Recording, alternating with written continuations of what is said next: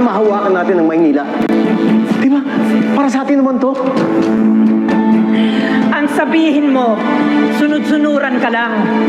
Sunod-sunuran ka lang sa lahat ng sasabihin ni Papa. Teka nga, bakit ba wala kayong tiwala kay Miguelito? Napatunayan naman na niya yung sarili niya sa Kongreso. Hoy, huwag kang sumabat. Usapang pamilya ito. Boda, please, calm down. And can we please let Ma speak? Parte rin siya ng pamilyang to, and her opinion matters too. Oh, come on. Hindi ang pamilya ang iniisip nyo. Lahat kayo may kanya-kanyang ambisyon.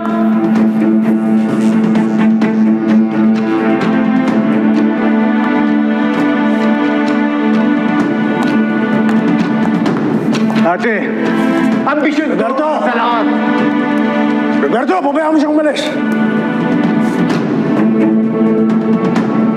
Pabayaan mo siyang umalis! Kalimutan mo ng isa kang gerero!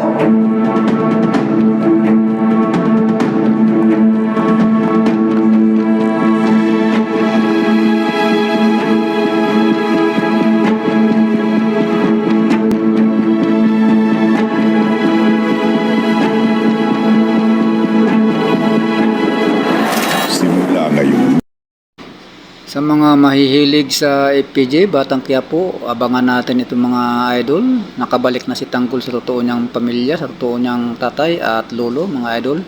At abangan natin ito, si Miguelito at si Tanggol ay magpinsan pala ito, mga ka-idol. Dahil si Roberto at Marites ay magkapatid kay Gustavo, kay Don Gustavo, mga ka-idol. Kaya wag natin palalagpasin, panoorin natin ito. Magkikita-kita sila sa simbahan ng Quiapo, mga idol.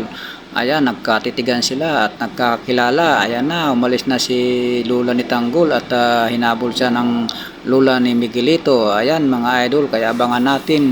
Huwag ko makalimutan, comment, subscribe at share sa video na to, mga idol. Ayan, nagkarela si Tanggol at si Miguelito. Abangan natin, mga idol, kung sino ang mananalo dito. Palapit ng palapit na, paganda ng paganda, mga idol. Kaya wag natin palalagpasin ang mga episode nitong FPJ Batang Quiapo, mga idol. Ayan na, maraming salamat sa walang sawang pagsuporta sa mga video ko. Mananalo dito si Tanggol, mga ka-idol, kasi bida. Maraming salamat. Thank you for watching.